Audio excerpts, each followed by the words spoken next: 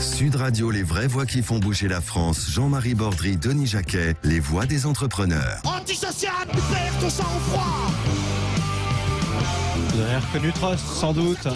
Sachez que Denis Jacquet, qui est avec nous tous les mercredis soirs pour les voix des entrepreneurs, qui est un chef d'entreprise, aime beaucoup cette musique. Antisociale ou pas, Denis ?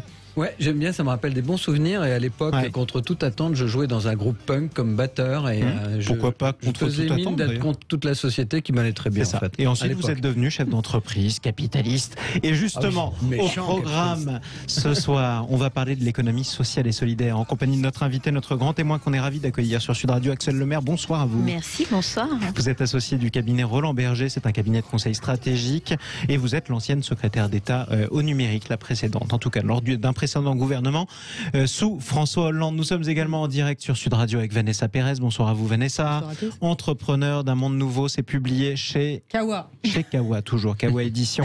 Vous nous présenterez deux pépites aussi. D'ailleurs, à chaque fois que vous venez nous présenter deux startups, des coups de cœur de la rédaction de Sud Radio et des voix des entrepreneurs. On parle de l'économie sociale et solidaire. Axel Lemaire, je vais vous faire écouter un morceau d'anthologie du cinéma français. Peut-être que vous reconnaîtrez la scène. Il y a des patrons de gauche, je tiens à vous l'apprendre. Il y a aussi des poissons volants, mais qui ne constituent pas la majorité du genre.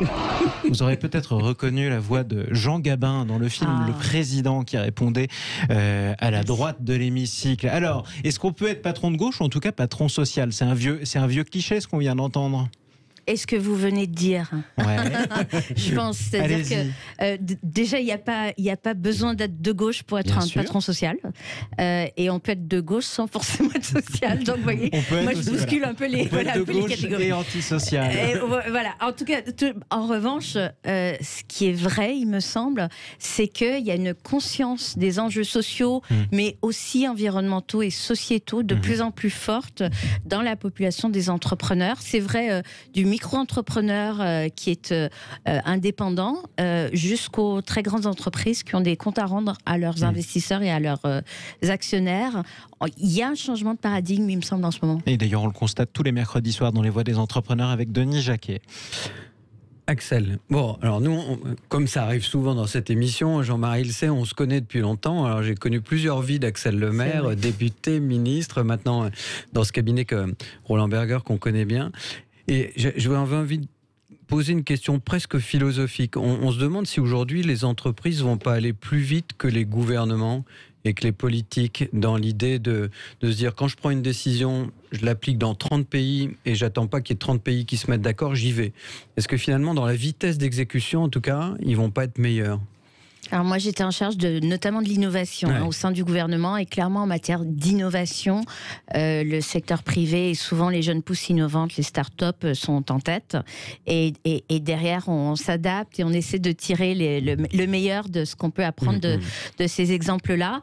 En matière d'exemplarité, on va dire, et de vertu par rapport à un modèle social et environnemental, je suis parfois plus dubitatif quant à la capacité des entreprises à s'auto-réguler seules. C'est-à-dire que je pense qu'il y a un ensemble de circonstances qui font que ensemble, elles se poussent à agir dans un certain sens parce que leurs salariés le leur demandent, leurs collaborateurs, notamment les plus jeunes, pas uniquement les plus jeunes, mais c'est vrai que les tout jeunes qui arrivent sur le marché du travail aujourd'hui, ils ont des aspirations, des idéaux, sociale ou environnementale, par exemple. Mais très, très réelles, que nous on constate au quotidien. Les consommateurs aussi sont plus exigeants. Je ne sais pas si vous avez l'application Yuka, par exemple, mais voilà, on regarde ce qu'il y a dans ce qu'on mange. Les apports nutritifs. Tout à fait. On regarde où c'est produit, comment c'est produit, etc. Et puis, il y a un ras-le-bol aussi des mauvaises nouvelles qui fait qu'on se dit, est-ce qu'on pourrait pas changer de modèle quand même ? Et donc, les entrepreneurs comprennent qu'ils sont partie prenante de la solution. Et je crois qu'il y a moins d'opposition entre l'État qui voudrait réguler d'un côté et donc contraindre le secteur privé et économique, et les entrepreneurs qui diraient non, surtout pas. Alors, peut-être que ce que je dis est un peu idéaliste ou caricatural, parce qu'en ce moment, il y a la loi sur l'écologie et on voit bien le poids des lobbies qui s'érigent contre les propositions de la Convention citoyenne. Je ne suis pas non plus totalement naïve.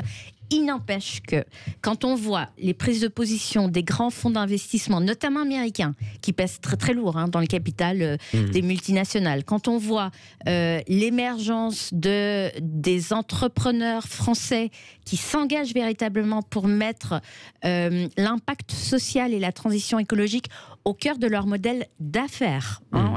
Ils vendent ça. Voilà. Lorsqu'on voit à quel point Bruxelles et la Commission européenne ont un agenda pour accroître les exigences à l'égard des entreprises en matière sociale et environnementale, on se dit que tout ça avance quand même dans le même sens et que les entrepreneurs ont tout intérêt à marcher dans ce sens-là plutôt que l'inverse. Petite question, Axel Lemaire d'ailleurs. Est-ce que c'est une spécificité européenne ou même française, pourquoi pas, c'est-à-dire cette conscience écologique, cette conscience sociale des entreprises qui handicaperait dans ce cas-là nos entreprises vis-à-vis de leurs concurrents, pourquoi pas chinois, qui seraient moins écolos? Ça aussi, c'est un cliché.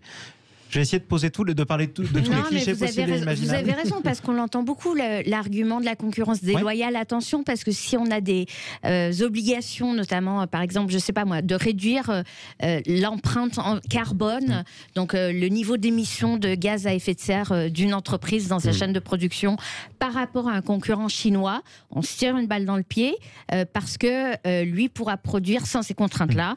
Et en plus, le coût du travail étant moins élevé là-bas, on tire la fin de notre tissu industriel français. Voilà. Donc il faut y aller pas à pas. Il faut y aller bien sûr pas à pas, progressivement, embarquer tout le monde, mais aujourd'hui, je pense que oui, il y a une spécificité européenne, oui, il y a un engagement plus fort, qui est très net, mais il me semble que les populations, les citoyens adhèrent de plus en plus à cet engagement. La crise sanitaire aura eu ce mérite, parmi tous les malheurs qu'elle crée, d'accroître la conscience de la menace climatique et donc l'urgence d'apporter des réponses collectives. Donc moi je crois qu'on est face à un changement très profond au niveau européen, mais aussi mondial. La Chine l'a bien compris et eux ils rigolent pas. Quand l'État chinois a décidé d'un plan stratégique sur 30 ans pour décarboner la société, je peux vous dire que ça y va. C'est une planification assez bien organisée, assez autoritaire d'ailleurs, et de laquelle on n'a pas trop le droit de dévier. Restez avec nous, Axel Lemaire, puisqu'on est avec Vanessa Pérez, comme 2 fois par mois presque. Vous avez choisi de nous présenter 2 pépites ce soir, Vanessa Pérez, notamment Linked Out. Exactement, un véritable coup de cœur, qui est un témoignage de générosité et de solidarité, et je pense qu'on en a bien besoin aujourd'hui. Et cette pépite, elle s'appelle Linked Out, donc L-I-N-K-E-D-O-U-T, j'insiste parce que parfois on nous redemande. Exactement, mais ils sont malgré tout associés. Et elle a pour objectif de mettre son réseau professionnel à disposition des personnes en situation de précarité ou d'exclusion, dans le but de les aider à trouver un emploi.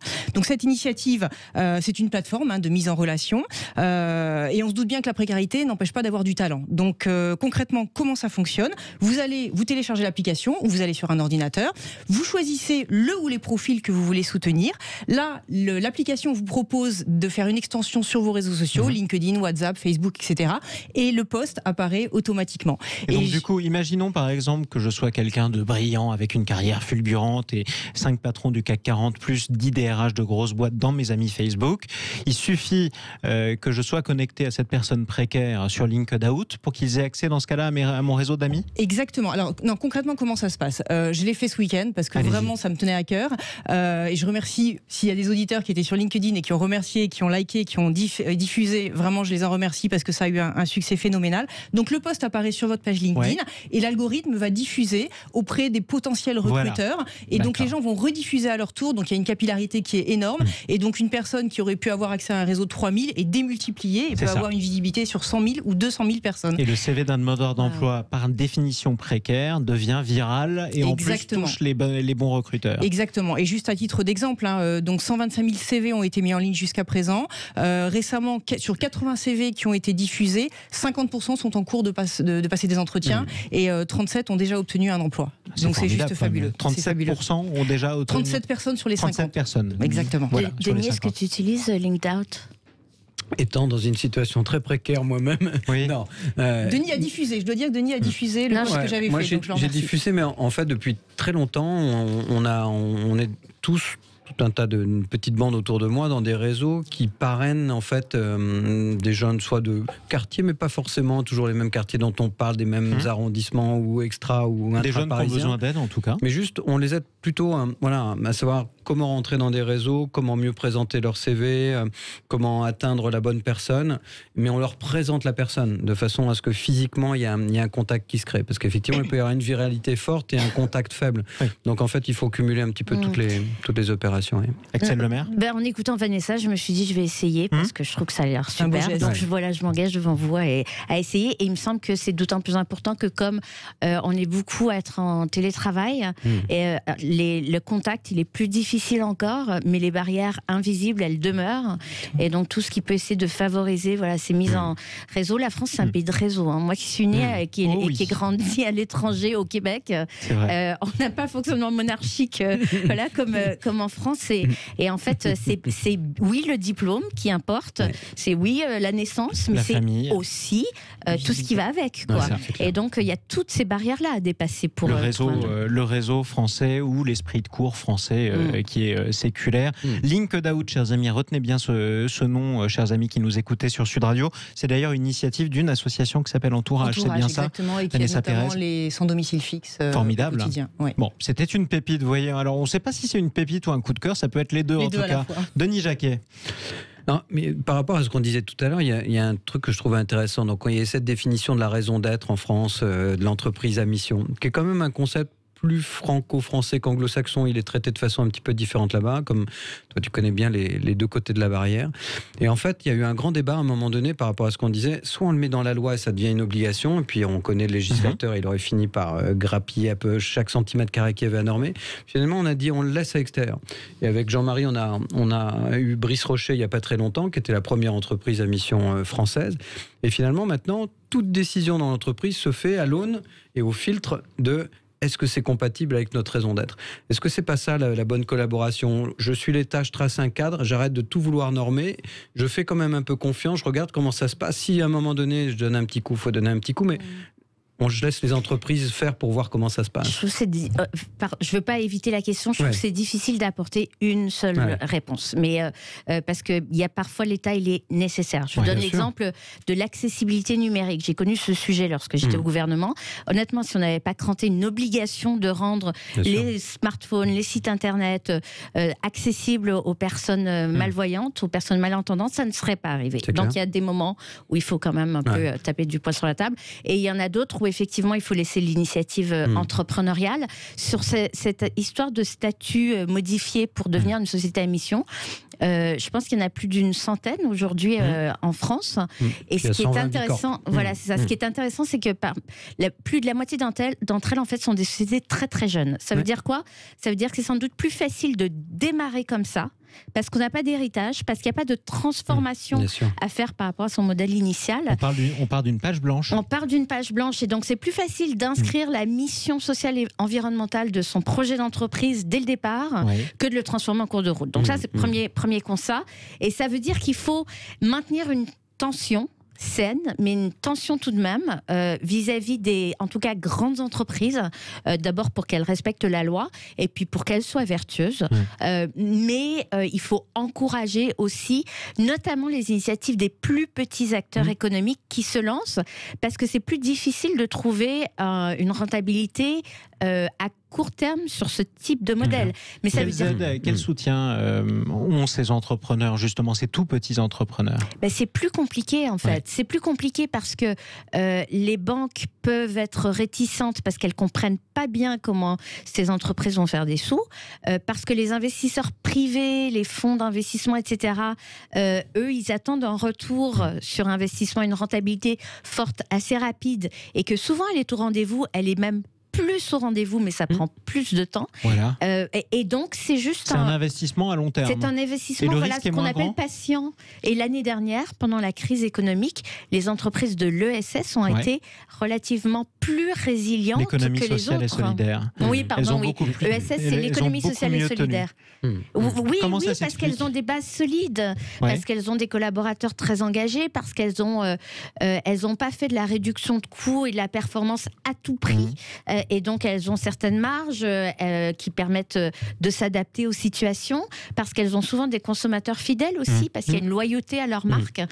Donc tout ça tourne autour de la notion d'engagement. Donc en tout cas, ce sont des modèles moins lisibles, peut-être plus complexes, plus lents à développer. Il faut une vraie patience, mais souvent plus ancrés dans les territoires, plus créateurs d'emplois locaux, qui favorisent les circuits courts, la production locale, etc. Donc, ça tient la route. Et surtout un modèle qui tient la route. Tout à fait, tout à fait. Donc moi, je serais d'avis qu'il faut soutenir beaucoup plus massivement ce type de modèle. Donc c'est peut-être là que les pouvoirs publics devraient intervenir plus activement. Juste avant de redonner la parole à Vanessa Pérez pour un autre coup de cœur, on a toujours beaucoup de coups de cœur dans les voix des entrepreneurs.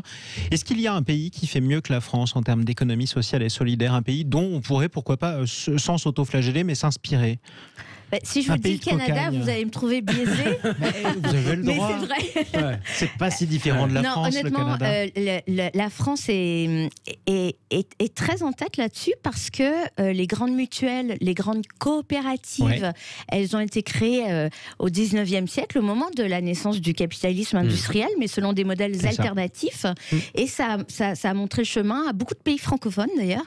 Je dirais que l'Angleterre aussi a des modèles intéressants. Mais la France joue un rôle important au niveau international, et l'Europe commence de plus en plus à s'y intéresser. Et donc on a désormais un commissaire européen en charge de l'économie sociale et solidaire, de l'investissement responsable et solidaire. Et donc on peut penser que l'Europe va de plus en plus se positionner comme leader sur ce sujet. Et c'est une bonne chose. En tout cas, on poursuit notre tour d'horizon des coups de cœur de Vanessa Pérez. Vous nous présentez aussi Wenabi. Est-ce que je le prononce bien d'abord? Wenabi, oui, on peut l'épeler même W-E-N-A-B-I, parce que Nabi, ça veut dire papillon en coréen, et le oui, c'est la notion d'inclusivité. Oui, Nabi, du coup. Exactement. Allez. Mais c'est français, encore une pépite française.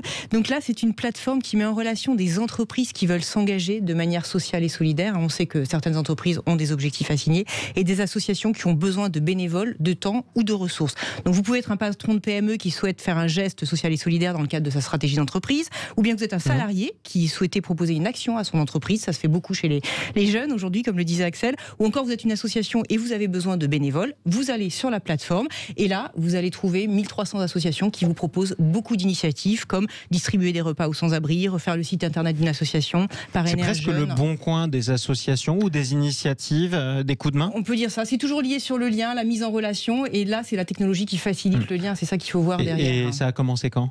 Ça a commencé il y a plus de 3 ans, et donc aujourd'hui il y a 40 000 utilisateurs par jour, et la plateforme est disponible dans 50 pays. Wenabi.fr. Wenabi.fr, chers amis, WENABI.fr. Autre expérimentation, Axel Lemaire, ce soir? Vous savez à quoi ça me fait penser? Ça me fait penser, pendant le premier confinement, il y a énormément de personnes qui se sont portées volontaires, en tout cas à Paris, auprès de l'AP-HP, l'assistance publique des hôpitaux de Paris. Et en fait, au départ, ils se sont réunis sur Slack. Slack, c'est une espèce de réseau social. C'était très spontané, très désorganisé. Et bien, au bout de quelques semaines, ils étaient 20 000. Ils étaient 20 000. Et des plateformes comme Wenabi, il y en a d'autres. Il y a Vendredi, il y a Coméon, où on voit de plus en plus les entreprises privées s'associer avec des associations et des organisations non gouvernementales, parce que ils veulent donner du sens au travail, et ils veulent garder leurs collaborateurs en leur permettant de s'engager auprès d'acteurs non lucratifs.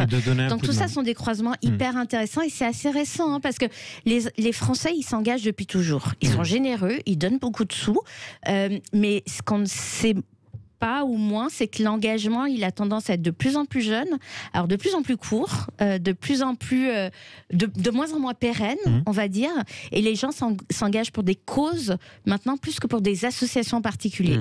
Donc ça va être la protection des enfants, la protection de la biodiversité, des animaux, un combat particulier, c'est un signe des temps, sur lequel on s'engage ponctuellement, surtout en donnant de son temps. Oui, bien sûr, en donnant de son temps, en donnant de son argent, même si c'est plus difficile d'ailleurs, parce que si on est plus jeune alors que les études durent plus longtemps, eh bien on est dans une situation économique un peu plus précaire que celle qui aurait pu être la nôtre il y a 50 ans. C'est vrai, mais vous savez que ce sont les plus pauvres qui donnent le plus en France. Exactement, surtout en proportion. Exactement. Mais on ne va pas reciter une autre phrase de Louis de Funès dans un film célèbre aussi. Denis Jacquet. Alors, il y a beaucoup de choses que j'aime beaucoup chez Axel, donc j'étais content de la retrouver ce soir, mais je me souviens, un soir, on était dans ton bureau à l'Assemblée nationale, je dis, mais est-ce que tu as regardé, puisqu'on parle d'entreprise sociale solidaire, d'impact sociétal, tu as vu la proportion des prêts qui sont accordés aux femmes chefs d'entreprise? Et on a vu cette discussion un soir, ça remonte à longtemps. Et ce que j'avais beaucoup aimé, je crois que dès le lendemain ou le soir, Axel était... Il faut qu'on regarde la BPI, il faut qu'on regarde, etc. Et tu avais fait introduire un truc pour vérifier que les quotas... Le digital était censé super inclusif. On n'en est pas encore si sûr aujourd'hui, finalement. Pourquoi ? Là, les exemples qui ont été cités, c'est quand même de technologies mises au service d'un modèle plus social et qui repose plus sur l'inclusion. On l'a vu, les dons, ils s'accélèrent notamment grâce aux dons en ligne, grâce à la collecte par SMS. Les dons en ligne, ils ont fait plus 230% l'année dernière. Donc, sauf que le digital, le numérique, c'est un moyen. C'est pas une fin en soi. Et donc, ça peut donner le pire comme le meilleur. Et effectivement, parfois c'est le pire. Et là, avec le confinement, on l'a vu, il y a un Français sur 5 qui est éloigné des usages du numérique. Il y a 17% des Français qui n'ont pas Internet, qui ne savent pas comment utiliser Internet. Donc il y a encore du boulot pour rendre la société plus inclusive grâce aux technologies. C'est clair. Il y a encore beaucoup de travail, ne serait-ce que d'ailleurs grâce au téléphone. On en parlait il y a 1 heure seulement sur Sud Radio dans Les Vraies Voix. Relier tout simplement tous les villages au réseau de téléphone fixe. On croyait que c'était en télévivien. Il y a encore des zones blanches du téléphone fixe, vous imaginez ça?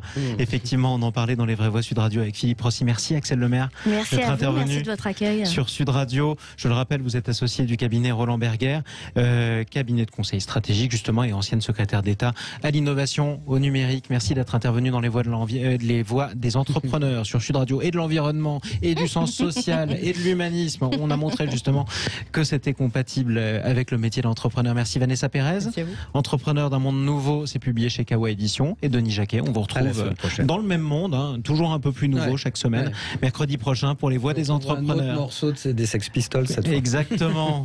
Merci à vous Denis Jacquet. La suite des vraies voix qui font bouger la France. Parlons vrai toujours sur Sud Radio avec les entrepreneurs. Ce sera Stéphane Soumier qui reçoit ses invités sur Sud Radio et sur Bismart. C'est dans un instant. À tout de suite. Sud Radio.